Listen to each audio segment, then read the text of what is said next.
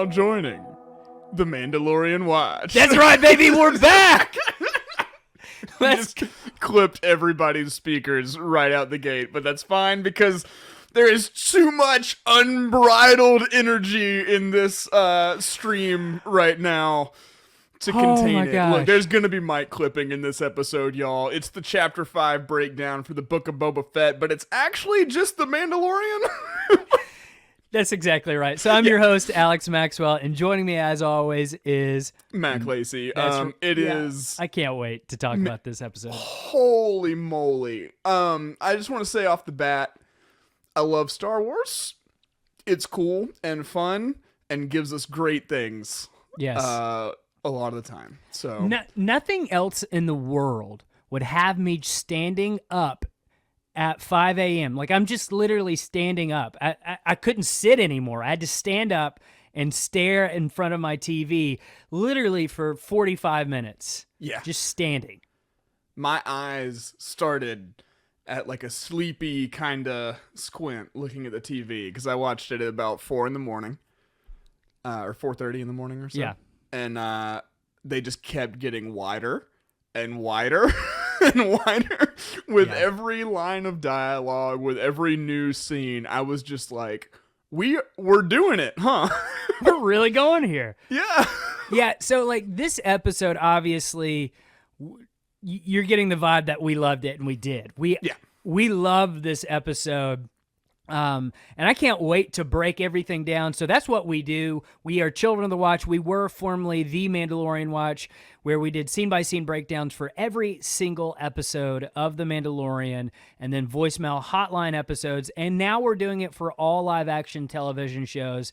But it looks like The Mandalorian's back, so we're super excited about that. And this was just so much fun. Like, I had so much fun watching this and interacting with everybody. I know there were some people who had some criticism, and we'll talk about that as we get into it. But it was nice to see everyone, for the most part, really just celebrating what was a love letter to Star Wars. And so that was really cool to see over on Twitter, which you can follow us at COT Watch. Also on Instagram at COT Watch. And then we had a lot of fun on the Discord today, which is our Patreon Discord, which you can join for $2 a month. You can get access to bonus voicemail hotline episodes and the Discord. And that's patreon.com/The Mandalorian Watch. And so today was just so much fun, Mac. Like, yes. When I was at work, I was just grinning like an idiot.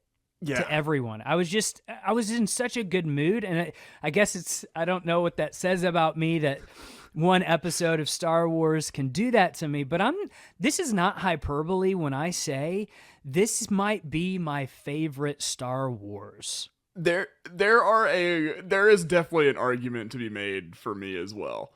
I'm really bad about recency bias. Right, of course. But like this, I had so much fun. I mean, number one, obviously, we love The Mandalorian, but I love episode 1 of Star Wars, and so it's like a celebration of just kind of like everything that really just speaks to like me as a Star Wars fan. I felt like this episode was created just for me. And like, I know a lot of other people felt that way too. And it was just a fun time watching Star Wars again that honestly I hadn't felt since Luke Skywalker in The Mandalorian. Like, as much as I've loved the Book of Boba Fett, it's not reached this level until today, right? Right. So I can't wait to break it all down because there's so many details in this episode that we got to talk about. I'm sure everything that we could say up top is going to come out in the breakdown. So Yes. I think we just spare no more time. Let's get right into it. Let's do it. So the writer of this episode, of course, is Jon Favreau, and the director is Bryce Dallas Howard. Yes. Every single episode she has directed, she has brought it. Yes. All of her episodes, in every season, it's been a standout episode in one way or another, So Chapter 4, The Sanctuary, I think that was... or Season 1 of The Mandalorian. Right. Yep. Sanctuary was like... the heart of that first season, honestly. It was that really important emotional foundation that just enhanced the rest of the events of the season. And then, in season 2, we got Bo-Katan, and that was such a big episode with her. Like, it was incredible. Yeah, but this is another. Bryce Dallas Howard can direct anything in Star Wars she wants, as far as I'm concerned. I would almost at this point prefer her to just direct all of season 3 of The Mandalorian. Yeah, I mean, honestly. Yeah, she hadn't missed yet, in my opinion. So. Her, Rick Famuyiwa, and we're good. All right, so I think we're good. She just brought it this episode. So let's jump into chapter 5. We begin in a butcher's shop, and a Klatooinian butcher cleaves a piece of meat while others hang huge hunks of meat on racks. I'm getting very Gotham vibes from the get-go. I thought Rocky was going to be training in here. Yeah. And we focus on an entryway with a strip curtain door, and we begin to push in on it, and a silhouette appears, and it's our guy, the Mandalorian. Din himself. At this moment, I was like, we are just going right into it. I thought it would be the end of this episode, maybe at the soonest, but we just went right there, and I loved it. I was like, well, this is what I wanted anyway. So yeah, and the thing is like, oh, so we're going right there. That means he'll probably do this mission and then be on Tatooine. Yeah. Immediately after this. Right. That I thought at the end of this scene he was going to get the call. Yeah. And then he was going to go meet up with Boba Fett and Fennec. No. And nope. So much more to ground to cover. Oh yeah. This truly was like an extra episode of The Mandalorian, and I'm still buzzing off of that. And it's amazing. Really, the only solid criticism I have of this episode at this juncture, I'm sure more will arise as I rewatch it and everything like that. No piece of media is perfect, Right. Close. my biggest criticism at this point is just like, this is in this show. Okay. Seems strange, like just pacing wise, Yes. I guess on the surface it is kind of strange and weird, but honestly I don't care. No, I don't either. It was so good, like it didn't bother me or anything like that. Normally something like that probably would bother me, but it was just so well done and so well directed, and just we got so much out of this. It didn't bother me. I guess my only criticism would be is I have so many friends who kind of just dropped and stopped watching the Book of Boba Fett early on. If they don't see this episode, I feel like they're missing out on the Mandalorian story, because they definitely love watching the Mandalorian.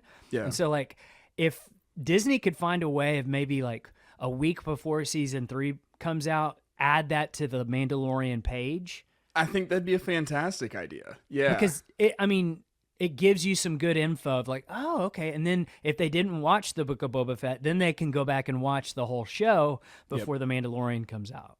Yeah, I think that'd be a great idea. Yeah. An easy way to kind of remedy that problem. But right. Yep. So, he enters slowly and walks by the butchers as they watch. And immediately I'm looking at his belt, right? Like, is he wearing the dark saber? And he is. And I'm just like, oh, man, I cannot wait for this. And Din walks through another strip curtain door. And at the table sits a Klatooinian boss, and he's surrounded by his cohort. And the boss says that Din looks lost, and he announces he's here for Kaba Baez. The boss asks why he thinks he's there, and then Din pulls out a tracker. It's blinking red. And the boss asks what he wants with him, and Din tells him that he owes someone important money. And the boss goes on to ask more questions, and they have this back and forth exchange. And he says, well, if I see him, I'll let you know. And then Din sets down a bounty puck and turns it on, and then the boss's face appears. He is Kaba. Obviously. Yeah. And he claims that that's not him. It doesn't even look like him. And the others begin surrounding Din. And Kaba tries to talk his way out of it. But Din finally says, I can bring you in warm, or I can bring you in cold. And at this moment, my spine is tingling. I'm like, oh, he said it. He said it. He's serious on this one. Yep. His hands begin to inch towards his blaster, but he's suddenly bitten by one of the thugs, causing him to drop the blaster. And he headbutts one of the thugs, and they all begin opening fire on him. And as he's taking fire, blaster bolts are dinging off his Beskar. And then he unclips his dark saber. He sure does. And he ignites it. Holy cow. Yeah. This whole scene, my jaw dropped. Right. Just like some of the big questions we had coming out of season 2 were like, what is Din's kind of attitude going to be towards the Darksaber and kind of the legacy, the path that comes with it, you know? Yeah. Like, what's his relationship going to be with that? I honestly was like, even during this fight, I was like wondering if he was even going to pull it. You know, like if he would even use that in a normal scenario. And he does. And I love how he's clumsy with it. Yes. 'Cause he would be, right? Yes. And we're going to talk about that a lot, obviously, when the armor and Din train with it. But I love that it feels like the dark saber has weight to it, right? Yes. Something that we used to have an understanding of, and I don't necessarily think we have it in the current canon, but it used to be that like, one of the reasons only Force users wielded lightsabers was actually because like they become super heavy when they're ignited for whatever reason, and like users would actually have to like augment their strength with the Force to be able to kind of control a lightsaber and everything like that. Right. So I love that we're getting that, but in a way that Din can also interact with. Like he's not going to be using the Force, you know, to augment his strength, but he can learn the philosophical principles behind using the Force, and that will aid him in the use of the Darksaber. I love it. Yeah, and we'll talk about that in the training scene. Right. But yeah. I just love it. So like he's clumsy with it, like you said. He slices through these guys, and at one point it's so heavy he actually burns his leg with it. So like it's kind of it's obviously helpful, but if he's not careful, it's dangerous to him as well. Yeah. And just the brutalness and the quietness that people wanted from Boba, I think they're getting that in Din. Yeah, Boba has proven to have much more of a warm personality than we ever thought. But Din is kind of stepping into that role. Like, obviously, he has a massive tender side when it comes to Grogu and everything like that. So he's never like the old understanding of Boba Fett in that way. Right. But in the way that he conducts his business, he absolutely is. Because he is all about his goal. Whatever that is, no one's standing in his way. Not at all. And it's not a second thought, you know? Yeah. And so, like, he slices through these guys. Din stabs Kaba with a vibro knife, slams him down on the table, and then he just cuts him right in half. And a lone Klatooinian emerges and he runs out, and then outside they can hear Din cut Kaba's head off. So like, what's so I guess strange to me, and it does feel like this is almost like a different series, this whole episode, because like everything before this has been kind of safe with Boba and the way he's been fighting, right? Like the brutalness that we saw in The Mandalorian from Boba has kind of been absent a little bit. Yeah. But man, Din is just absolutely bringing it with the Darksaber. And I think it's to show just how effective the Darksaber can be. Yeah, it does a few things. I like that character trait in Din. Not that I think that's like a cool or admirable thing necessarily, but I like that it sets up those tender moments and those attachments he does have, and kind of adds that gravitas to those, you know? Yeah, he's a layered person. Right, yeah. Right. More so than it seems like Boba, it has a lot going on now, especially you know, now that we've gotten this series, but it's a little more what you see is what you get. You know, it's a less nuanced character study in my opinion, just so far. Right. So Din walks out with Kaba's wrapped up head. He announces to the workers that he wants no trouble with any of them, and there's a pile of New Republic credits that they can all have if he just passes.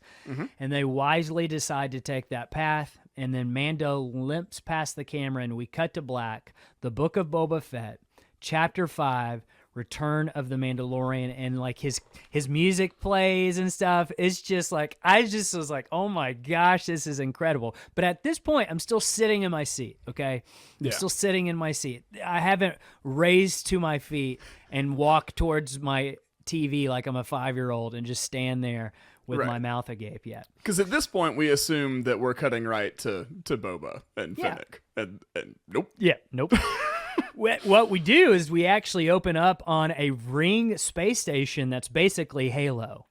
It reminded me a lot of Halo with the ring thing. The physics and like, I haven't wrapped my mind around that space station yet. I'll say that. It's not a full ring. If you're watching it, it kind of stops at a certain point. And obviously, they've been saving up their CGI budget for this episode, Mac.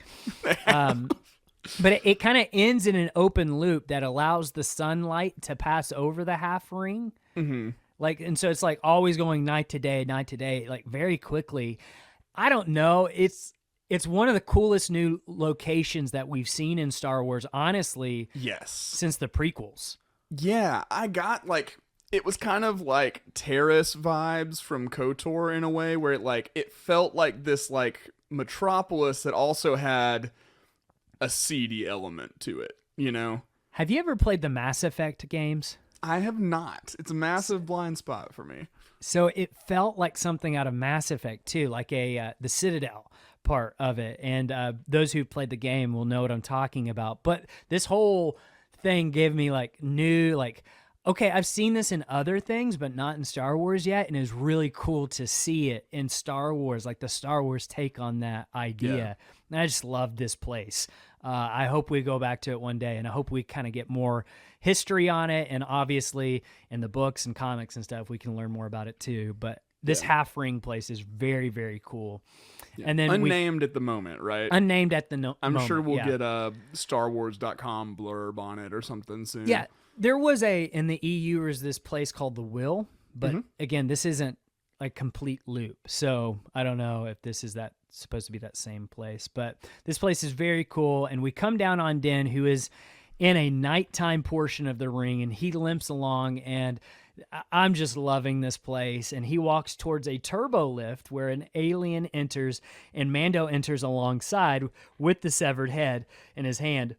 And the alien looks at Din, but looks away when Mando looks back at him, and then Din exits into a bar. And I just love little scenes like this. The ambiance was really cool. Like it didn't feel rushed. Right. Like it was just kind of nice to see everything and be there and feel it. Right. You kind of feel what Din, like it makes you understand what Din is feeling, searching for what he is ultimately searching for. And like the fact that he's got that limp going on, this just kind of determined trudge, you know? Yeah, I liked it. It was a nice just kind of feeling in that moment. Yeah. And so Din exits into a bar, and to his left is a blue Ishi-Tib alien, and he sits at a table surrounded by more aliens. And so as the credits rolled, I kind of waited to see if they named this character or not. But they call him like the Ishi-Tib guild member or guild boss. So I guess he is the bounty hunters guild boss on this place. Yeah, so he's Grief Karga, but yeah. Exactly. So he says, "That was fast. You're a good hunter." And Din wants the info he was promised, and he wants to know where it, in quotation marks, is immediately. But the Ishi-Tib keeps trying to get Din to sit and enjoy a meal with him, and Din doesn't have time for any of it. And he wants to know where the closest access shaft to the substrata is. And the alien is coy, wanting another job out of Mando. And then Din says he can take the head and get the info from someone else. But finally, the Ishi-Tib alien gets the information to him. He says, "It's down Klozak Alley by the heat vent towers." And so Din sits the head down, and he's got things to do. He's got people to meet, and he just marches through the bar once again and enters another turbo lift, and it descends slowly. And he looks down at the burn on his side while he's in there. And then he walks through an industrial hallway when he gets out. And again, I just got to say, I love the vibe of this place. Like how there's like some exposed area and you see space. And it kind of reminded me like, man, we've been on Tatooine the entire time of this show and we've not been off of it. And so it's kind of cool to see something else. Yeah. One of our listeners at some point, I can't remember if it was through a voicemail or the Discord or a YouTube comment or something like that, but they were like, do you think we're going to see a star in this Star Wars? Well, and we have now. So he switches over to Mando Vision and immediately sees Mandoa symbols pointing the way to the cover and Mac. This is the part where I literally just stood up for the rest of the episode. Yeah. I was like, oh, so and it was a very similar sequence of shots as we like got into the covert on Navarro. You know, they like framed the mythosaur skull in the same way. You know, it was really cool. It was a cool just like showing, you know, how things have changed now, but also are kind of still the same. Just a side note, if sales go down at Galaxy's Edge, a good way to boost that would add like a covert at Galaxy's Edge where there's clues and symbols that lead you to it. Yeah. That would be incredible. Yeah, they're always trying to do like AR experiences, so you could have to get your phone out and start scanning for the symbols, you know? That would be incredible. Yeah. So yeah, if you're listening, Disney executives, talk that through. That would be a really dope speakeasy idea. Yeah. Yeah. Yeah, it'd be really cool. Mando follows the glyphs down the access shaft and he nearly falls but regains his footing until he's finally down on the dark side of the ring world and he walks down a catwalk, and at the end of the catwalk, Mac, is your favorite character, the Armorer. Holy cow. Yeah. Okay, so we interviewed Emily Swallow literally this time last year, and she knew about this when we were talking about. She didn't tell us, but she knew all about this. She did. Yeah, that's awesome. I was so pumped. I love the armor. I love what the and I'm gonna make up a great word here. All right, okay. Anyone can feel free to use this, but the remystification is that actually a word? I don't know. It is now. It is now. The remystification of Star Wars.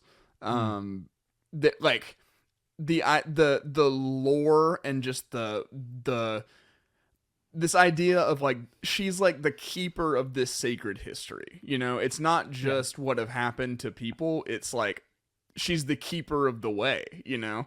Yeah. She, like just the lore, you get the sense that she contains like an entire culture within her, you know? Yeah. I just think she's the coolest character.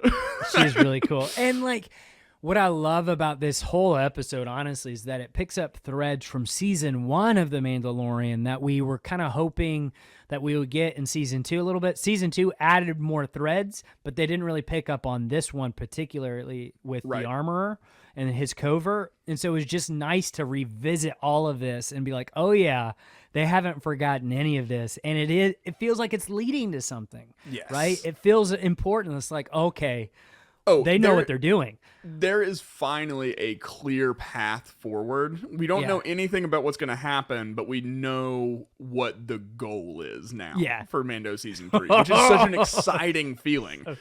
Like, it was just Season 2, while I loved it, it felt like it was doing a lot of legwork for things to come. That we had to introduce a lot of characters, we had to shift a lot of things around, you know.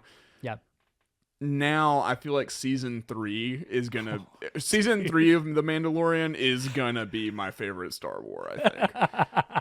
Oh my gosh, I cannot wait. So she's sitting there, right? She's meditating, staring out into the vastness of space, and I just kept shaking my head. I couldn't believe it, Mac.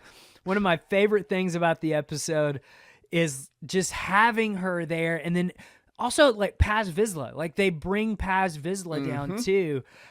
Just the consistency is so nice to see in Star Wars. And so Din reaches the bottom of the stairs, and he collapses. And the Armorer turns her head slightly and says, tend to him. And appearing from the darkness, Paz Vizsla grabs a medipack and carries it over to Mando. And the armor continues to kneel, staring out into space. And Paz says he wasn't sure if he would ever see Din again. And Din thanks him for saving his life on Navarro, which we saw in Chapter 3 of Season 1 of The Mandalorian. And after Din thanks them for their sacrifice, Paz says that there's only 3 of them now, as he applies the bacta to Din's burns. And then Paz says that they'll put him to work soon. So here's a question I have. Are there only 3 left in all of Children of the Watch, which is like their zealot cult group? They're a cult. Yeah. Or are there 3 left in that specific covert? And there's like more maybe followers of the Children of the Watch throughout the galaxy? That's a fantastic question. And I think it's maybe intentionally ambiguous. Yes. Because there may be like some surprises, later down the line. Like they might bring some folks in that, but yeah, to me, when he was saying there's 3 of us now, in my mind, that was from the previous 2. Like Din showing back up. Yeah. They're like, oh, 3. Okay. So now there's 3. Yep. Like not like a 3 left, but like we are now a tribe of 3. Right. Exactly.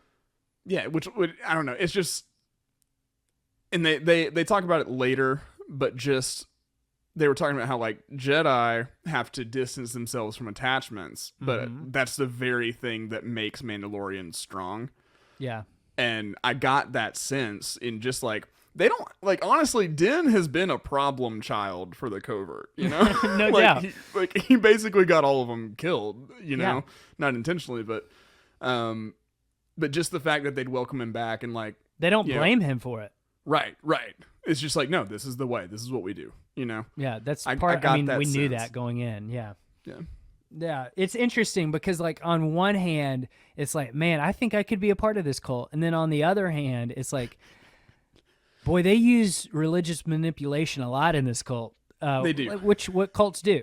Yeah. So by definition. So yeah. So the armor asks what weapon caused that wound, and Din pulls out the handle of the Darksaber, and I love how Paz stares at it. That is his family's ancestral blade. Like Tar Vizsla was his great ancestor, forged that weapon. Yep. There's so much emotion with a mask in this episode, and I thought Bryce Dallas Howard just brought it with the directing. Like she angled the cameras and stuff in such a way that it's like, man, I felt what Paz felt in that moment when he was looking at the Darksaber. Yeah, absolutely. Do we know who's in Paz Vizsla's costume? I mean, is it Jon Favreau? It's not Jon Favreau. No, it's I don't know his name off the top of my head, but I have seen him in other stuff. He has been actually in a few episodes of Agents of S.H.I.E.L.D. He's like he doesn't have a lot of speaking roles normally. He's more of like an action type guy. Gotcha. But you would probably recognize him if you saw him. I gotcha. He's a bald guy with a big beard. Yeah. I just figured if I was Jon Favreau, I would absolutely take the opportunity to dress up. But no doubt. And he's also busier than I, so. Yeah, no doubt would I, for sure. So the armor orders Paz to bring her the weapon, and Paz handles the weapon with great care. Like it's like an antique artifact, right? As the armor lays out her tools by her side, and she rises and turns and takes the saber, and she says, by the way, there's going to be a lot of dialogue that we talk about on this episode because it's all important. So she says, every single thing is important. She says, all this talk of the Empire, and they lasted less than 30 years. Mandalorians have existed 10,000. I just love it. Yeah. Again, just like that sense of like, yeah, this galaxy has been around for millennia and millennia, and people have been living in it for millennia and millennia. I just love how big it feels. Like, yeah. And like, I love the point she made is like, listen, the Empire only lasted 30 years. We're not going to let them destroy our culture in 30 years that's lasted 10,000. Right. And that also kind of reinforces like the need for secrecy that they feel. They're they're like, no, we've been here and we will be here, and we have to do what we need to do to ensure that that's the case. You know? Absolutely. So she ignites the dark saber, and as she raises it, she asks what Din knows of the blade, and he tells her the name of it, and then she asks if he understands its significance, and he answers, Din, whoever wields it can lead all of Mandalore. And the armorer says back, if it is won by Creed, and Creed is capitalized, by the way, not the band. If it is won by Creed arms wide open under So she says, if it is won by Creed and battle, it is said... hurt my voice. It is said, one warrior will defeat 20, and the multitudes will fall before it. If, however, it is not won in combat and falls into the hands of the undeserving, it will be a curse unto the nation. And then she powers it off and then says, Mandalore will be laid to waste and its people scattered to the four winds. I gotta pause again. This is like a religious, she talks like a religious leader. Like she's talking like she's speaking from the Bible. Like she's quoting prophecy. Right. Yeah. And I love that. Again, it's just that remystification. Like, yeah. And I love that. So the Force has always been attractive because there's lore, there's history, there's secrets, there's mysteries, there's... And we have another outlet for that in Star Wars now. That's what I love about it so much. It's being created again with the Mandalorians. So we had the Jedi, we had the Sith. Now we got a third option to geek out over. It's the Mandalorians, and I love it. Din slowly stands to his feet and says, the hilt is of a quality of Beskar I have never seen before. So even the hilt is Beskar, which I love. And then the armor goes on to say, it was forged over 1,000 years ago by the Mandalore Tar Vizsla. He was both Mandalorian and Jedi. Let me just pause and say, one of the very first episodes we've ever done on this podcast was called Mandalorian History 101, and we talk about all of this on that podcast. So if you want to go and check that out after listening to this and you're a new listener and you haven't heard that before, definitely worth it. Also definitely worth watching Star Wars Rebels, where they talk about the Darksaber a lot, and you get this cool like Harry Potter and the Deathly Hallows mini cartoon of how Tar Vizsla made the Darksaber. Yeah. It's like a little animatic of like shadow puppets and stuff. It's cool. I just love the idea of Tar Vizsla, and we absolutely have to see him one day, whether in cartoon, live action, movie, whatever. We got to see him one day for sure, right? Yes, when we go back to whatever the Old Republic series is going to be, when we finally go back, because like the High Republic isn't even... That's like 200 years before the Phantom Menace, yeah. Right, like the Darksaber's 800 years older almost, you know? Right. So whenever we go back there, we're 100% getting like the forging of the Darksaber, Tar Vizsla, everything like that. If we don't get that in like a season 3 flashback of The Mandalorian, he's going to be in a movie. Yeah. No doubt.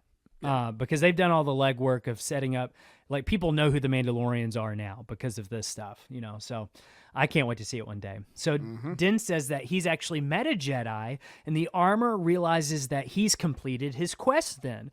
And then she goes on to say that he may join their covert as they rebuild. I will ask, okay, so what's their mission here? And is it to find more foundlings and like just regrow Mandalorian society? I mean, to me, it's just survival, and you have to, in order to survive, you have to make more of your converts, group, you know? Yeah. And so, I mean, that's what I took it to mean. Yeah. Okay. Well, I do feel like the armor is up to something else, though, too. I'm not sure what it is, but she is up to something. There's some very suspicious lines in a minute that we'll address. So after they say that, we get a round of "This is the way" from everyone, and I even said, "Yes, this is the way." I also said it out loud. And she hands back the dark saber while the camera focuses on Paz again. Just great directing here. Just love that visual storytelling. And then we swipe over and see Mando helping Paz slide the armorer's forge into place. So that means they just arrived there too. Yeah. So that's interesting. And as they set up the forge, Paz begins questioning where Din came across the Darksaber. And then Din goes on to tell him that he defeated Moff Gideon for it, and Paz asks if he killed him. And Din says that Moff Gideon was sent off to the New Republic for interrogation. And Paz thinks that death would have been justice for Gideon's atrocities. And then the armor walks in and agrees, and she walks around the forge room, and she says, "This is true. The blood of millions of our kind is on his hands." And then Din says that he should be executed for his crimes by the New Republic Tribunal. And honestly, I'm kind of surprised that Mon Mothma would still have an execution as a form of punishment in the New Republic, because what we know of her from the Aftermath novels, she's trying to dismantle the fleet like almost immediately after the war.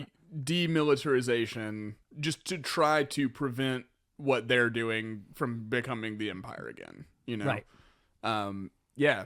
I wonder how much, like, I don't see Din keeping up with galactic politics that much. That is true. He knows he's very sheltered. Yeah. He's a very sheltered person. That is a very good point on your part. So the armor obviously doesn't believe that will happen, though.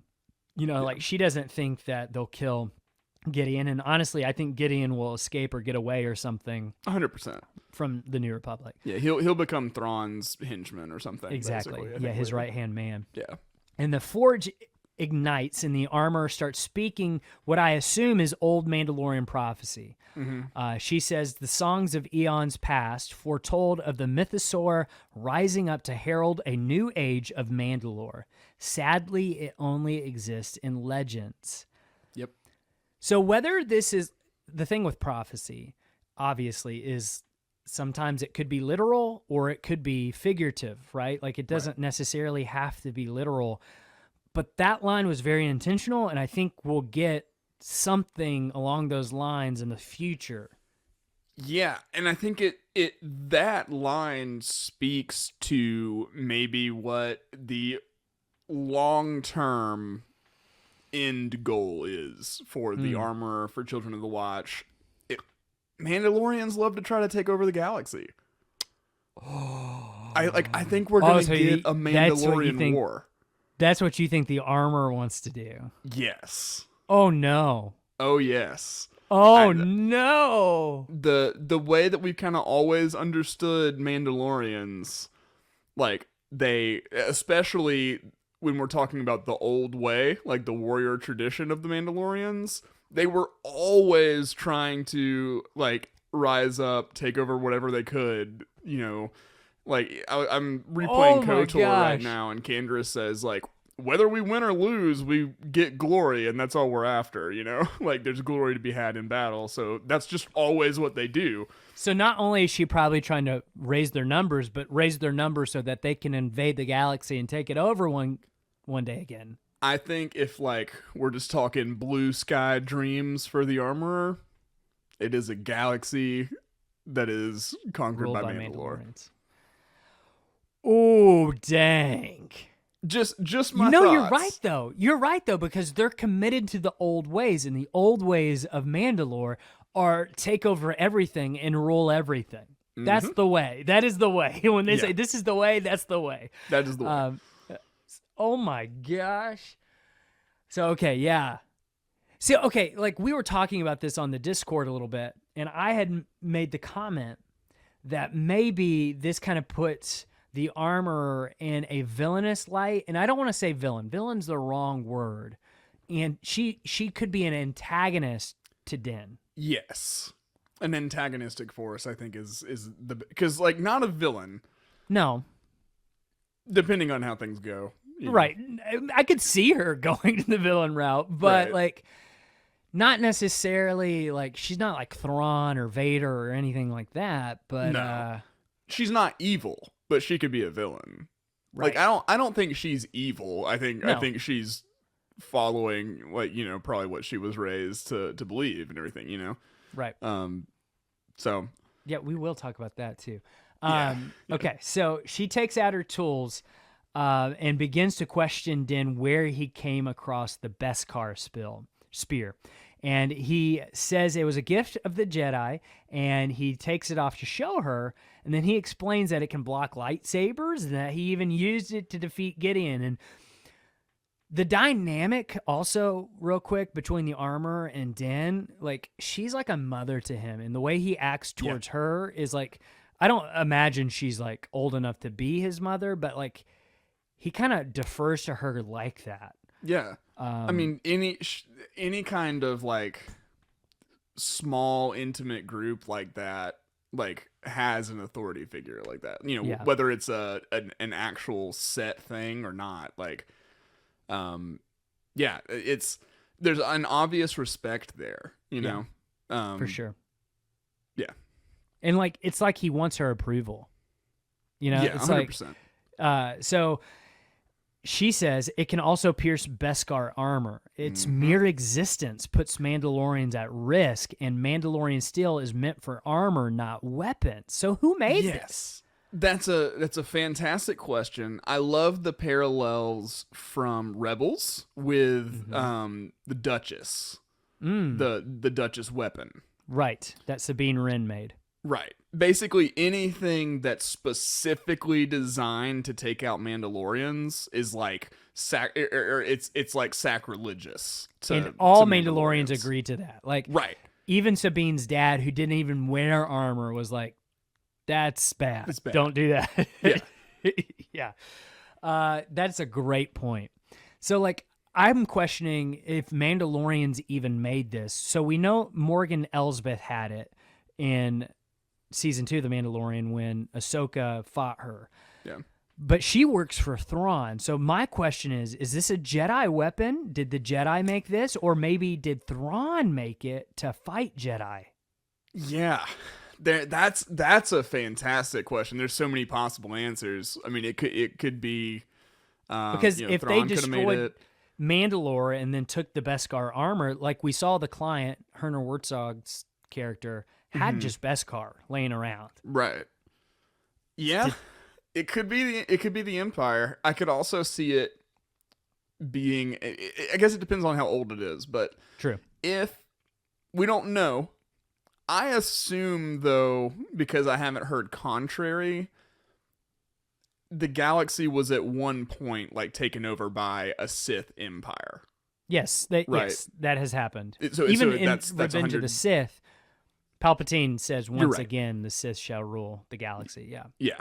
So I mean, it could have been from a time from a Knights of the Old Republic type time when the Sith were also interested in fighting Mandalorians. That just doesn't seem like a Jedi thing to make to me. You're right. But we've seen the Jedi be very awful too. So that is true. So I'm just saying the armor is like almost offended by its presence. It's like, we got to get rid of this. And so Din takes the spear and immediately just gives it up to her so she can forge it into armor. And like, Din's really into this, isn't he? Like, he's a true believer of everything that they've done, which retrospectively, like when he takes off his helmet, that's a big deal. It's a big deal. And it shows just how important the bond he has with Grogu is to him, you know. And so I like that it strengthens that. You know, like that bond was strong enough for him to overcome this other thing that he holds, you know, very near and dear. Right. Yeah. So the armor takes it and says that the Darksaber is a more noble weapon for him to wield, and she immediately puts it into the forge as Din sits, and he asks the armor if he've ever heard of Bo-Katan Kryze, and I'm like, oh my gosh, Din, don't bring her up right now. And that's actually something we asked Emily Swallow in her interview, is like, would they get along? And she was kind of coy about it. Now we know the answer. Yep. No. The armor says Bo-Katan is a cautionary tale. She once laid claim to rule Mandalore based purely on blood and the sword you now possess, but it was gifted to her and not won by creed. Bo-Katan Kryze was born of a mighty house, but they lost sight of the way. Her rule ended in tragedy. They lost their way, and we lost our world. Holy cow, she does not like Bo-Katan. No, and that says a lot, about how the armor views things. It, in my opinion, maybe indicates that the Children of the Watch are newer than maybe we suspect. See, I've been thinking about that a lot. So they talk about that they're on Concordia, right? Like they are on the moon of Concordia. And that's where Death Watch was too. That's where, so when New Mandalore took over, the pacifistic government, basically they exiled anyone who's still like literally sticking to their guns, sent them to Concordia. It could work either way. Either Death Watch was formed first out of the Vizsla house, Right. or the Children of the Watch were already on Concordia, and then when everybody else was exiled, they kind of accepted them in, and then I could see Death Watch forming as an offshoot of Children of the Watch. Or vice versa. Right. Death Watch was first, and then out of what happened in the Clone Wars and the Maul, when Maul took over, Children of the Watch was formed. It could go either way. Children of the Watch, like, right, even just the name itself, it could literally be like, oh, we are an offshoot of the Watch, meaning Death Watch. Like, we are the children of the Watch. What Death Watch birthed. Mm-hmm. Or it could mean it also tells, it like speaks of kind of this lineage and this history. So they're could like also be watchers on the back. wall, right? Yeah, Like it right. could work as that way too. Like, we're gonna watch out for the old way of Mandalore while you guys try this new way. Yep. Here's the thing though. There's been I've seen a lot of people get say oh, this proves Bo-Katan is wrong and not right. It doesn't. It doesn't. Here's the thing. What the armorer says is correct from a certain point of view. Exactly. Right? From where she sits, it does look like nepotism, right? Yes. The Duchess's sister gets the Darksaber. It looks like a nepotism. We should stop and explain that. Bo-Katan's sister was the leader of all of Mandalore during the Clone Wars. She also happened to be Obi-Wan Kenobi's girlfriend. That he struggled with that idea, but he clearly loved her and she loved him. Right. She brought a new way to Mandalore that's like, let's get rid of armor, let's get rid of weapons, let's become pacifists. Yeah. And a lot of people didn't like that. Right. Bo-Katan being one of them. Her sister, her own sister. She joined Death Watch. Right. And so Bo-Katan, when all that fell, and then Darth Maul actually took over Mandalore and he fell, there was a certain period where there was no ruler of Mandalore. And then we saw in Rebels, Sabine Wren came across the Darksaber, and then she ended up giving it to Bo-Katan. Now, what we're about to hear happens after that, after Star Wars Rebels, when Bo-Katan was the, in quotations, leader of Mandalore. Yeah. And so we don't know the details of that other than what the new information we learn in this episode. So let's get into it. She lifts the burning spear into the air as she continues, and she says, had our sect not been cloistered on the moon of Concordia, we would not have survived the Great Purge. And the spear fades into the moon. Maybe it's Concordia, I'm not sure. Then a squadron of TIE bombers fly over Mandalore. We get live action Mandalore, Mac. And they're dropping bubble cities and all. They're dropping bombs on an already devastated surface of Mandalore, and mushroom clouds bubble up into the air, which makes me think they're using nuclear weapons on Mandalore. Or, whatever the galactic equivalent of. Sure. Yeah.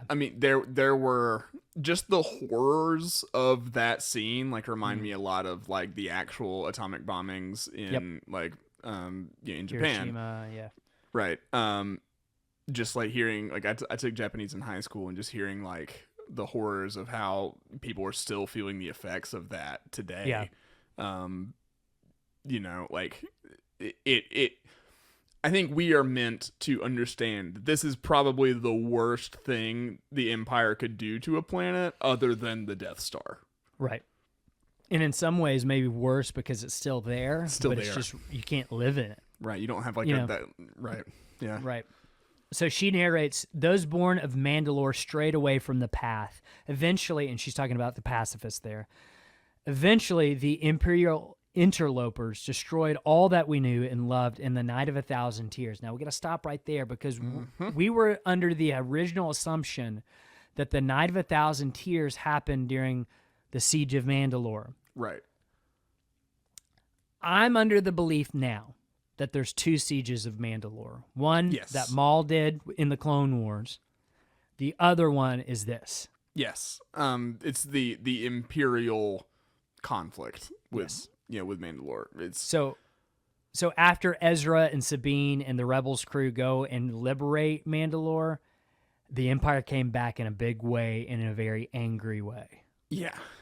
This is like the Night of 1,000 Tears almost seems like retaliation for that, and I'm sure there were other conflicts leading up to it. Like Mandalore's not the easiest world to govern, right? Right. Yeah, I'm sure. I'm sure. Like if you're the Empire, Yeah, there's a reason they were still neutral even as pacifists, right? In the Clone Wars.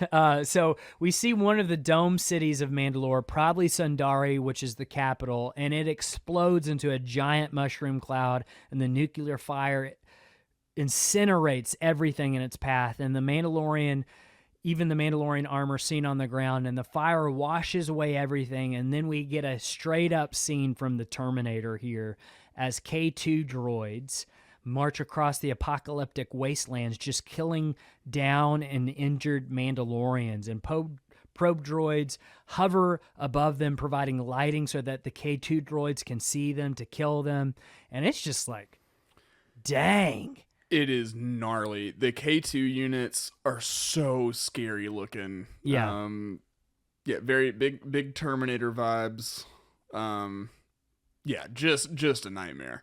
Just a nightmare. And so we fade back into the armor as she finishes her story, and she says, only those that walked the way escaped the curse prophesied in the creed. Though our numbers were scattered to the winds, our adherence to the way has preserved our legacy for the generation until we may someday return to our home world. Then she stops and pauses. What shall I forge? Interesting. And so Din, of course, says something for a foundling, and the armor agrees, but then Din clarifies. He says he wants this to be for a specific foundling, Grogu. And the armorer says that he's no longer in his care, but Din says he wants to see him and make sure he's safe. Yep.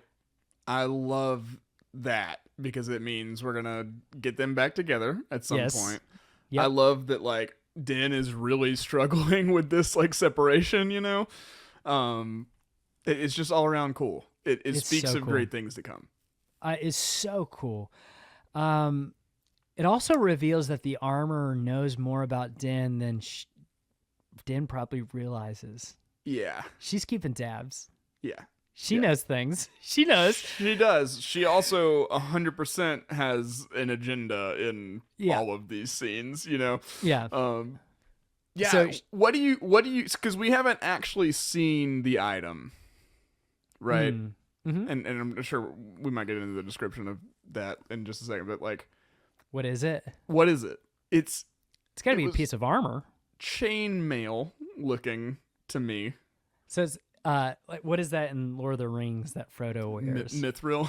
It's like that. Yeah. That's what I'm imagining. I almost wonder if because of his ears, if he's gonna have like a chainmail helmet. Oh, kind of thing. Grogu with a helmet on. I don't know. It so could be adorable. Really I love him. In the little bubble of the N1 fighter. Yeah. Man, I can't wait. So yeah. She explains to him, the armor explains to him that in order to master the ways of the Force, Jedi cannot have attachments. And then Din counters and he says, well, that's the opposite of their creed. We believe exactly the opposite thing. And the armor agrees. And then the Forge montage begins once again. I love these scenes. She ties the tiny little Beskar armor into a knot that resembles Grogu's head. Yeah. And then we wipe away to the image of the ring, and we hear the Darksaber in the armor instructing him. She says, Solus, Todd, Een, Kur. She repeats these words a few times as she teaches him how to fight with the Darksaber. I looked this up in Mandoa. Solus means 1, Todd means 2, Een means 3, Kur means 4, just so we're all clear. I probably could have told you that without looking it up. Probably, but I just wanted to make sure. Done martial arts in my life, but I just want to make sure. There is a whole Mandoa dictionary you can look up, by the way, that has a lot of words. Yeah. Din is really struggling when he's being taught this, even to the point where he just falls off the catwalk. And the armor tells him that he's fighting against the blade. And he flies back up with the jetpack and says that the blade is getting heavier. And she once again points out that he is fighting against the blade. Yeah. So instead, he needs to fight against the opponent. And she orders him to start again, but he can barely lift it. And so to me, it's like the Darksaber almost has a mind of its own. Yeah, I don't think that's inconsistent with other lightsabers. I mean, like, Kyber crystals, which I'm assuming the Darksaber is still made of some kind of Kyber crystal. It's a black Kyber crystal. So do we know that for sure? I'm pretty sure. Like it's like, I mean, it's got to be, right? I think it might be like almost like a Beskar Kyber hybrid type thing going on. Okay. I could be making that up, but in my mind, that's what it is. Yeah, but like, I don't know. The Kyber crystals are attuned to the Force, so it's not like they're sentient, but they do react to the Force, which is made up of life. You know, so in a way, lightsabers are sort of alive. Sorta, yeah. There's life in them, I will say. So she says you can't control it with strength, and then Din stands and he asked to try again. Now, I'm going to say a line from Star Wars Rebels that I pulled called Trials of the Darksaber. There's an episode in Star Wars Rebels called Trial of the Darksaber that Sabine Wren is being trained how to use the Darksaber by Kanan Jarrus, who is a Jedi. Yes. And this is what Kanan says when he is training her, which this would take place about 15 years before this or so. Maybe 10. He says, energy constantly flows through the crystal, and he's talking about the Darksaber here. You're not fighting with a simple blade as much as you're directing a current of power. Your thoughts, your actions, they become energy. They flow through the crystal as well and become part of the blade. I think that's still consistent with what the armor is telling Din. Yes. Just a different way to do it. Yeah, I love all of the lightsaber training scenes, especially the Kanan and Sabine one, and then this one are very kung fu movie. Even more so, like that was of course a big original influence on Star Wars. You know, like when Obi-Wan is training Luke, that kind of thing. But those really feel like kung fu movies. You've got the master who is really imparting this philosophical lesson, you know, via the weapon. Yeah. Yeah. I love it. So the armor goes on to say, persistence without insight will lead to the same outcome. Boy, that will preach. Yep. And then he's got to get his head in the game, basically. And then behind him, Paz enters and says that the Darksaber belongs in someone else's hand. And the armor doesn't stop this. Instead, she steps aside, and Paz says, it was forged by my ancestor, founder of House Vizsla. And then kind of coldly, Din replies, and now it belongs to me. Yeah. That's huge, because that means he wants it. Right. That was a question. Like I mentioned that earlier. We were unsure of how Din was going to feel with that whole arrangement, you know? Yeah. Unreal. Yeah. So Unreal. that is confirmation that like he at least is fond of the idea.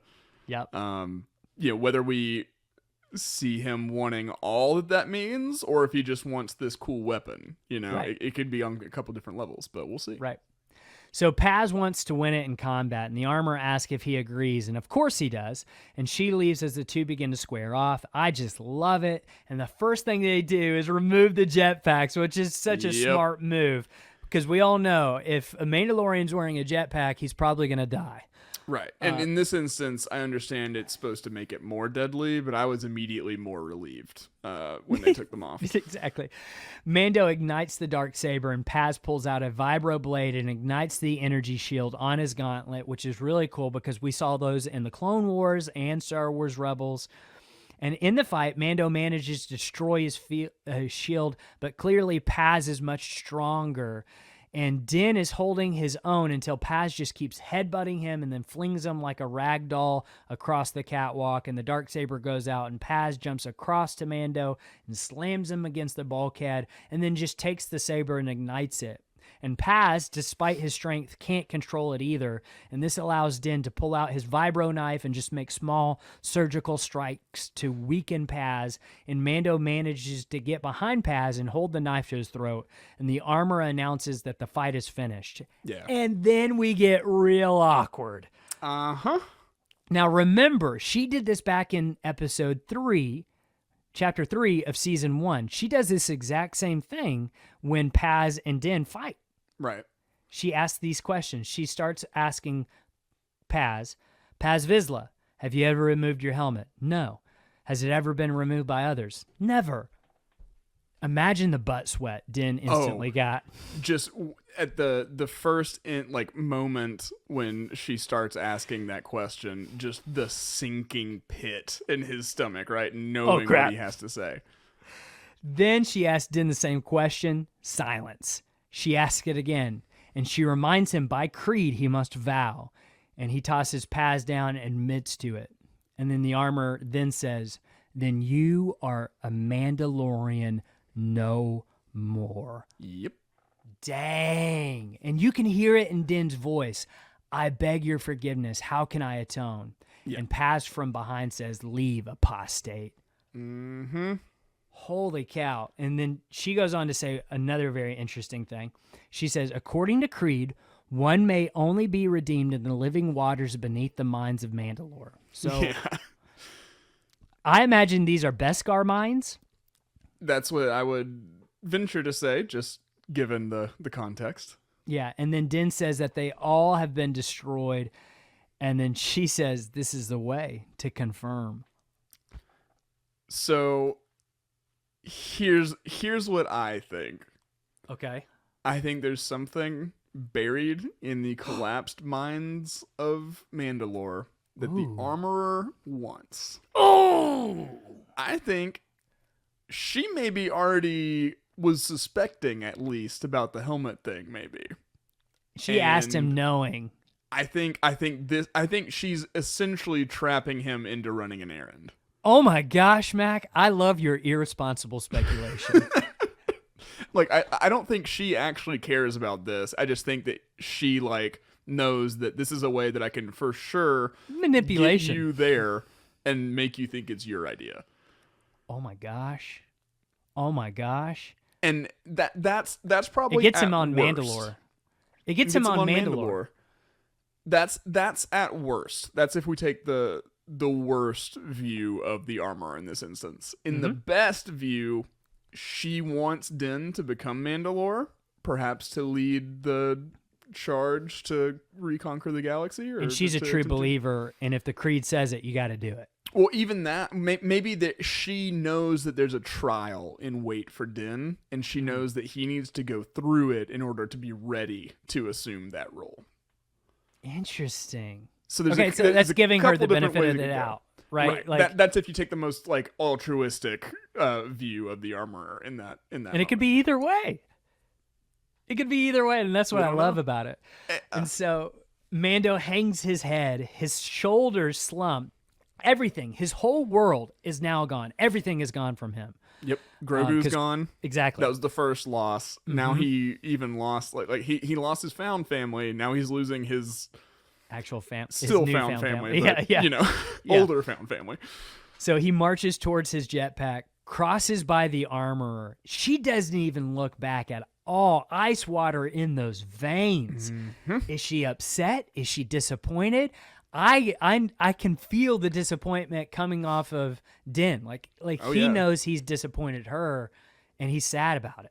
Right. Here's why I think the armorer is doing it on purpose. They don't try to take the darksaber. Yes, I noticed that too. I think there's a point to all of that. Now, yeah. you could say, like, well, they didn't beat him in combat, but I feel like if he's not a Mandalorian any longer... They would have just killed him and taken it, right? You imagine. If they actually... If everything was exactly as they were saying. Right, because it's like, I'm sure they did not consider Maul or Moff Gideon Mandalorian, but they weren't in a position to take it from him. Right. And they could have with Din. Right. Yep. So Mando leaves back up towards the ring, and leaving behind the family that raised him on the ring world, a Starliner comes alongside it, and Mando's going to go to Tatooine, and he's stopped at a security checkpoint, and an REX droid stops him, Rex droid, from Star Tours. He has too many weapons, and once again, Din says that he's a Mandalorian and weapons are part of his religion. He said that back in Chapter 2 of The Mandalorian, so it's not hyperbole. No. That is really part of the creed. Right. It is a religious thing. And reluctantly... Says, yeah, go ahead. I was just going to say, he's like, I know everything that's in here. Yeah, and so I love it. This is such a serious and like mind-blowing episode in some ways, and it's also the funniest we've ever seen Din in a couple different situations, I think. Yeah, and like I love like how he's just taking off all the weapons one by one. It takes him forever. Right. And like you said, he tells the droid he knows everything that's inside, and then he boards. And then later the ship leaves, and Mando sits alone with his jetpack beside him, and he's looking out into the stars. I'm sure he's thinking about Grogu. And then a Rodian child is staring at him from the seat in front of him, and he waves at him. Yeah. And of course, again, I'm sure this reminds him of Grogu too. Like he's little, he's green. Right. And then the mother tells him to sit, right? We've all been on a plane and that has happened to you, right? Yeah. I'm like, yeah, we've all ridden the bus. Like I love that we get a glimpse of public transit in Star Wars. It's something we don't get often, you know? Everybody's flying their own private cars. Now, I will say, like, this scene is like kind of heartbreaking because like when the kid sits back down, Mando head droops and he pulls out the bundle to look at it again as Grogu's music plays. And then we see the Starliner soar down to Mos Eisley Tatooine, and it lands and Mando exits, retrieving his crate, and the REX droid sounds like Dio. Did you notice that? Like the voice kind of sounds like Dio a little bit from Rise of Skywalker. Yeah. And then we cut to another surprise of this episode. After he gets his weapons, we cut to a BD unit droid walking into view. And so this droid model is from Jedi Fallen Order. If this is BD-1 or not, we're not sure. Like, that could be the exact same droid. I doubt it. I think it's just like a BD unit. But all I know is if I had a droid, this is the type of droid I'd have. It's so cute. I love this droid. Yeah. If like Grogu needs a few episodes off, Mando just needs to take BD with him everywhere he goes because everybody gets their cuteness. awes. And, yeah. So then a Womp Rat jumps out and takes it in his mouth while Peli Motto tries to shoot it from behind, and the other droids follow behind to see, but the pit droids are all scared to save poor BD, and then Peli approaches it, and then we get a scene from Alien reenacted for us as the Womp Rat drags her down. Yep. And then the droids just watch. They're just watching, but thankfully Mando arrives and blasts the Womp Rat, and BD is okay, thank God. Yep. And she begins asking why he's there, but then Mando says that he got her message. She said she found him a replacement for the Razor Crest. and she asks if he has the cash, and he gives it to her, and then she walks him towards the new ship. But first she wants to know where Grogu is, and he tells her, and she says that they could have made money off of him by opening up a petting zoo for him, and I think she's right about that. Yep. And then they approach... Grogu petting zoo would do really well in the real world. Oh, no doubt. They approach the ship, and even under the sheet, you can tell it's an N1 starfighter. And those are the starfighters from Episode 1, The Phantom Menace. Man, I love this design. This was the first, like, Star Wars ship toy I had, was an N1. Yep, I had one of those too, yeah. Just like you could, like, drop one action figure into, you know? Yep. And so, yeah, I have very fond memories of it. Phantom Menace was is the first movie I remember going to see in the theater, and I was all bought into the hype and everything. So I've got very fond memories, behind this design. I agree. Like the Phantom Menace for me, I was 9 when it came out, so like it hit me at the peak age for me to fall in love with Star Wars. So Episode 1 is like very special to me personally. Yeah, and so to see this kind of stuff, it moves me. Like I'm moved by seeing some of the stuff, and I know there's people who don't like the prequels, and I understand that. But to give credit where credit is due, Doug Chiang designed a lot of these starships, and he intentionally made them look different than what we had seen before in the original Star Wars, and I think that was such a bold take. Yeah, motivated by events in the story. Everything was curvy, and then the Empire took over, and everything got chunky. That's just kind of how it worked. Love it. And she asked, "Are you ready to have your mind blown?" And I'm like, that was kind of to the audience a little bit. Yeah. Din doesn't understand because he thought she had another Razor Crest, but instead she says she has a replacement for it, but he is not impressed. And she says, "Do you have any idea what this is? This is an N1 starfighter, handmade for the Royal Guard and commissioned personally by the Queen of Naboo." Yep. Padme. Yep. Well, maybe it could have been any of the other queens, True. I'm going with Padme. Also, let's remember that means a child commissioned it, because they only elect child queens. Yeah, she is 14. Naboo's governance system, I have never. They got a lot of trust. Listen, I teach middle school. I'm not electing them to lead us. No. Love them. Not electing them to lead us at all. So Din wants his money back, but as the droids go and get the money, she tries to sell it to him one more time, and she asks if he knows how hard it is to find all these parts that were made during the Galactic Republic. This is interesting. This is kind of interesting. She says that they were handmade, not by droids.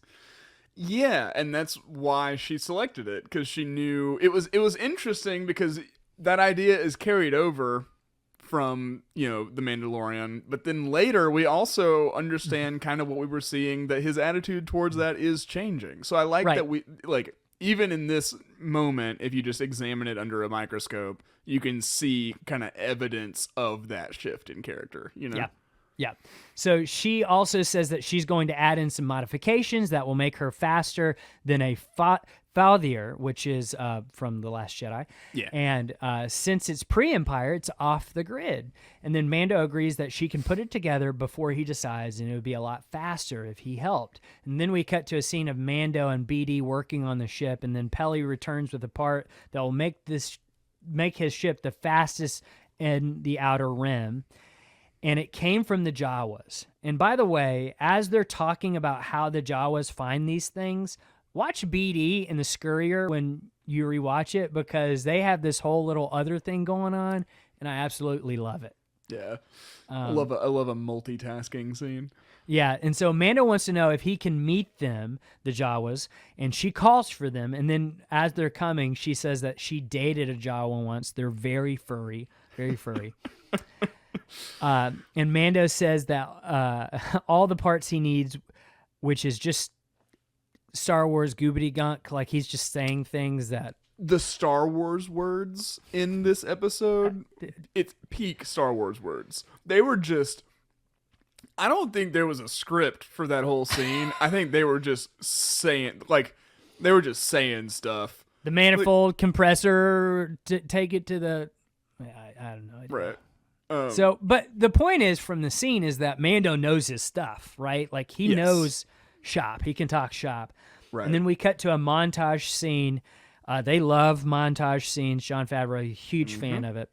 And then Peli says what at first sounds like a throwaway line during this, but it might not be. She says that she's never been off-world, and she's a local gal. Yeah. That's an interesting line. I don't know if we need to know that and file it away for later, because I could see a point where she just becomes the new mayor of Tatooine somehow. Yeah. So I could see something like that. I would vote for Peli. Me too. Oh, that's a good shirt idea. So it's like vote for Pedro, but instead. She says that he has that Fast and Furious turbo engine now too, which is really cool. And then BD also helps Mando fit the paneling on the ship and celebrates with a cute little dance when he helps Mando. Yeah. And then Mando still wants a Razor Crest, but I agree with Pelly. I think this is much better than a Razor Crest. I think he's looking at that single cockpit. And I think he's maybe thinking about how he'd have a hard time fitting a little dude in there. Oh, you can't raise Grogu in an N1 starfighter, Mac. I think that's the motivation behind kind of what, why he kept bringing it up. Straight to the heart. Yeah. Oh, man. And then we learned the name of the pole that Han used to try and stop the trash compactor. Yep. This is a cryogenic density combustion booster. Yep. I really am super glad that I have that to finally be able to specifically refer to that Star Wars long, trivia. bumpy thing that they braced the walls of the trash compactor with. Then Din wants to know where they got it from, and they learn that they stole it from a Pike Spice Runner. Now we're finally coming back to the Book of Boba Fett. I was like, oh, right, we're not watching The Mandalorian, actually. Right. And then Pelly says, let me tell you something. Pikes do not mess around. Ever since they've been moving spice through the system, everything has gone to hell. Everyone's afraid of them, and law enforcement won't even go near them. Does Cobb Vanth count as law enforcement? Great question. I don't know. I think he probably considers himself law enforcement, but nobody else does. Anybody else does. I don't know. Timothy Oliphant, by the way, me and my wife are rewatching Justified. He's just Cobb Vanth in the real world in that show. So if you're needing some Cobb Vanth, watch Justified. Fair enough. So back to the show. Din pays them for the part, which is nice to see. Yeah. Then we especially how many Jawas he took out killed. with just reckless abandon. He's grown. Yeah, I love it. So Jawas took apart his first ship. Now they're helping him build his second one. Yeah. Full circle. All then right. we cut to dawn, and a dinosaur crows at sunrise. Mm-hmm. And I was like, oh, it's a dragon rooster. That's the perfect name for it, Dragon Rooster. Dragon Rooster. And then from out of the shadows, the N1 fighter emerges. It's mostly silver with a few hints of yellow. And I love that they kept just a few hints of the yellow. I think it looks dope. I'm not going to lie. So this was something that you and we knew. Kind of had potentially known that it was coming up, right? Yeah. I was needing to see it. I was like, I just need to see Din next to it, and I'll know how I feel about it. I'm into it. I love it. So good. I think it's the design's great. I love the hot rod motor. What really got me about this scene, Bryce Dallas Howard grew up in playing in the background of meetings between Ron Howard and George Lucas. Do you know what both of those dudes love? Hot rods. I mean, just from American Graffiti, it's just the ethos that's coming through. Just Star Wars always wears its influences on its sleeves. This is no exception. So good. It makes me want to cut my hair into a pompadour and start working on some old car. Get a leather jacket. Yep.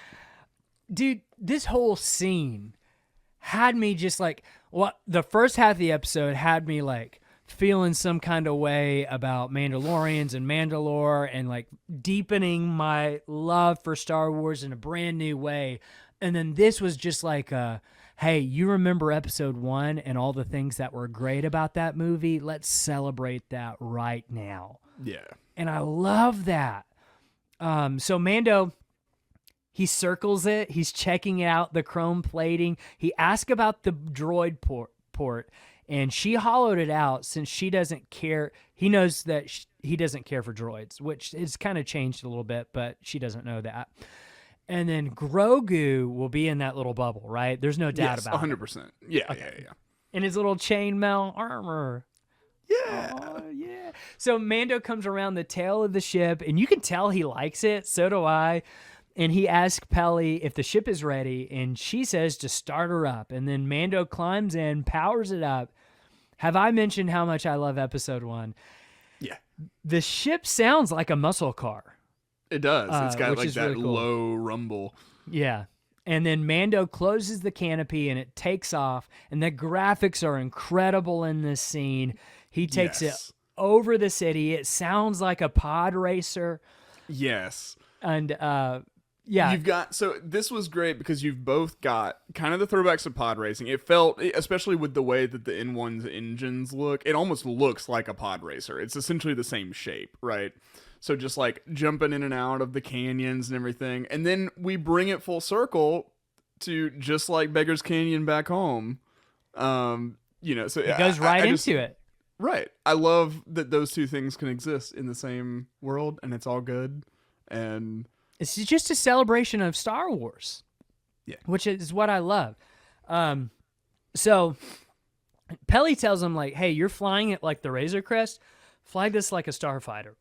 Because that's what it is. And so he puts the pedal to the metal and he flies right into Beggar's Canyon, which is through the Bunta Eve Classic, right? That's the pod racing place that we saw in episode 1. And I just love it so much. And then he wants to really test it, and he pulls back the yoke, and he rockets up to space, and he passes the Starliner, and the Rhodian child looks out to see it. And Mando gives the kid a nod and then shoots away, dipping in and out over the cruiser. And he tries spinning it because that's a neat trick. And then it took me a second. I'm so sorry. But then the two X-Wings pull up beside Mando, saying he's flying too fast beside a commercial ship, and he's flying without a beacon. Yeah. This pilot... Yeah, go ahead. It's just classic hot rod movie, right? It is. Like, these are the cops, right? Like, pull over. What are you guys doing? Right? Mm-hmm. Like, that is exactly what's happening. So this guy, this X-Wing pilot, is named Lieutenant Reed in the credits. And he's played by Max Lloyd Jones, which he was an actor in the Planet of the Apes movies. Gotcha. He was also the double for Luke Skywalker, I think. Okay, gotcha. So who basically did all the moves and stuff. So, which is cool. So they notice the ship is very modded out, and so they want to see the registration, but Mando doesn't have it. So they ask for a ping, and he hasn't set up the transmitter yet. So like he's giving every excuse in the book, and the pilot says, "I'm gonna go right back. I'll get it started. It'll be all good." Yeah. So the pilot says he needs to relinquish control so they can take over, but then the other pilot interrupts, and it's a familiar voice. It is. He says that they can just let him off with a warning this time, and Mando says thank you, but then Karsa Teva stops him. Mm-hmm. He says his voice sounds familiar to him, and he asks if he used to have a Razor Crest, and he brings up the incident at Navarro, and Teva wants to ask him about his entanglements with the Imperial Remnant, and looks over to see Mando in the cockpit. Now, I do want to say, while it appears that Teva is just kind of being annoying to him, I do think Carson Teva doesn't want to like burden him in any way. I think he truly wants to ask about what's going on with the Empire. I think he is thankful, and he is, because I mean, like, the Empire is gone from Navarro. After the events of season 1 and 2. So like I to me, it seemed like he was like trying to make sure he was like, are you the same guy? And like, are you kind of who I have to thank for my job being way easier lately? So for some reason, I feel like it's like Carson Teva has information on the Empire, and he needs to talk to Mando about it. And it's one of those situations that like Mando doesn't want to talk to him because he's like the authorities, right? Like, right. But it's like if they just sat down and talked, they could actually help each other a lot. That's what I think. Because remember what he said to Cara Dune in season 2 when he gave the Marshal badge to her? He said, something's happening out here in the Outer Rim, and I think he's onto it. Yeah. Do you think any of this was set up for anything Rangers of the New Republic? Maybe. And then maybe it's not going to go anywhere because Maybe. We're not getting that show anymore, right? Don't know. Gotcha. Just haven't heard anything.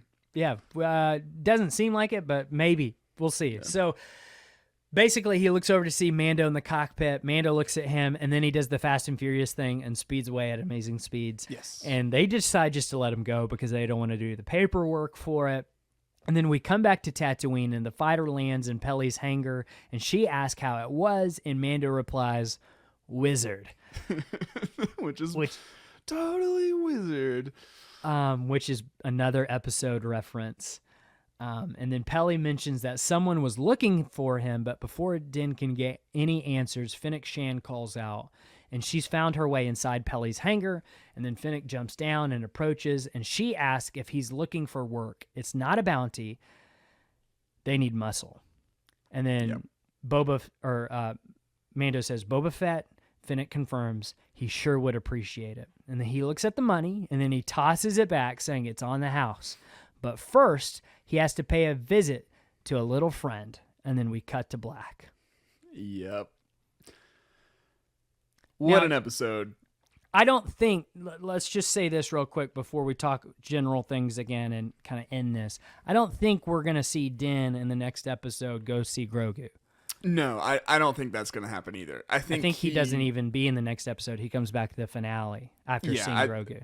That's kind of what I'm thinking, and then we're going to get that off-screen journey in Mando season 3. Yes. Yeah, that's also kind of what I feel. But I didn't think we were going to get this much Din in this episode, so never know.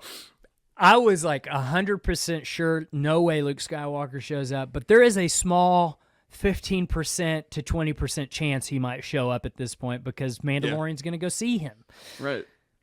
I think it would be like more likely that he talks to, he's busy and he talks to somebody else at the Jedi Academy or something. Plo Koon, who's now alive somehow. There you go. Oh, what? You know that's happening. That'd be funny. Just wow. Yeah. Okay, couple things. Yeah. I do want to say, this episode somehow, even though Fennec was in it for 5 seconds, has made me back off the Fennec is going to betray Boba thing because we simply just don't have that much time anymore. We really don't. She also seemed very genuine in like the way away that from she Boba. Says yes. The way that she says he sure would appreciate it was just like it seemed very genuine to me. Yeah, she still could, but it feels even less likely now. Yeah, and another thing that feels less likely, I think it's just the Pikes. Yeah, I think it is just the Pikes at this point, and they might hire out their own muscle, people like Cad Bane. Yeah, but I don't know about Kira anymore. Yeah, I could see a tease at the end, like somebody escapes from the final battle and runs off to report to Kira, and like almost like how Solo. Exactly. Yeah. How Solo ended. I could see that. Yeah, I could see that happening, but I agree. I don't think like we're gonna see Boba take on Crimson Dawn in this series anymore. We just don't have time. Right. The scope and scale is just not what we thought it was gonna be in any regard, which is great. I love being pleasantly surprised in that. I will say, the rest of the Book of Boba Fett has its work cut out for it now. It's I'm like I have enjoyed the show so far, but this episode made it's not me, been The Mandalorian, and this episode pointed that out. Yes, it made me realize just how much I missed The Mandalorian. Like, I haven't had that much fun watching anything in a long time. Agreed.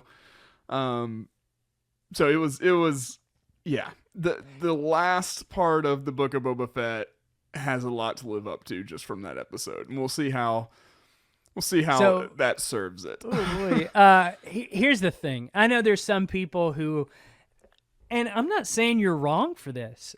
There's some people who are like, this should never have happened in this show because this is the Book of Boba Fett, and Boba Fett wasn't even in it. I understand that point. I really do. Criticism, I get that. I just don't care. It's not saying I don't care about your opinion. I just don't care personally. For me, it doesn't matter because at the end of the day, this is my perspective on it. we could have lived in a world where we don't get any of this. Right. Where we don't get new Star Wars every week that's live action or even animated. But we do live in a world where we get new Star Wars. And so I'm going to celebrate that, number one. 100%. But then it was so good. Yeah. Like, even if, like, that is a valid criticism, it might be, it might not be. It was just so good. I don't think anybody can deny that. And so if this show has done anything great at the end of the day, it's been this episode. Yeah. It gave us this episode, which, like you said, kind of sadly points out some of the weaknesses of the rest of the show so far. Even though I've really enjoyed it, you've really enjoyed it, it's no Mandalorian, and that's okay. Right. Yeah, and I'm sure someone feels the exact opposite. I'm sure someone was like, "Oh, the Mandalorian was fine, but like the Book of Boba Fett, that's what I'm about," and that's great. Exactly, like, and that's great. Yeah, Alex and I often have like very differing opinions. We're just this is a time where we're pretty on the same board or pretty on the same page, Yep. And so, like, another thing that I want to say before we close out here, don't let anybody, especially if you really love something, don't let anybody tell you shouldn't love that thing. Right. And I'm talking about Star Wars here, but I mean, I guess in a broader sense that could work too. But like, I'm talking about like, so for example, when I saw The Last Jedi, I loved it. Yeah. Then I came out, I still loved it. I was buzzing about it, but then I saw the discourse about it, and I was like, should I not love it? There's a lot of people saying I shouldn't love this thing. Now, there were some things that I did not like about it in it, like Luke dying. I didn't like that he died, of course, but I loved it overall. And so, like, I was at a point in my fandom where it's like, well, maybe I'm wrong, and maybe those people are right. Guys, love what you love, and if you don't, that's okay. Find something that you do and celebrate that. That's what we're all about on this podcast. Find the things that you can, and don't watch it with a cynical eye. Right. Don't watch it to find things that you hate, because that's got to be miserable. It's so exhausting. It's exhausting for anyone else to listen to, and it's got to be exhausting for you too. Right. So I loved it. I hope everyone loved it, and if you didn't, I'm sorry. And I hope this episode helped you love it a little bit more. And this was just incredible. I think the voicemails are going to be all time again. Voicemails are going to be off the chain this week. Last week was incredible. Right. If there is a week to sign up to the Patreon just to get that extra voicemail episode, this is the week. This is it. By the way, because we met a goal, we have to watch the first Ewok movie. Neither of us have actually watched the Ewok movies at all, so now we've got to watch and do a commentary for the Patreon because we met a goal. So we have the first Ewok movie in our future, which is very great. exciting. I'm excited to experience a new piece of media. Yeah. I hope it will deepen my love for Star Wars. We'll find something we love about it. 100%. 100%. All right. Well, I think that about does it. Any last thoughts, Mac? We've talked plenty. We've gone like an hour. I was looking. We were still on like the second scene at like the 45-minute mark. So thank you guys for sticking with us. But just had way too much to say on this one. So many cool things that we got, and so many amazing things coming down the pipe. That this alluded to. So, yeah, I think that's all I've got to say on the matter. Unless there's anything you want to add, Alex. I've got one thing to say. What's that? This is the way. This is the way. Until next time, keep the watch.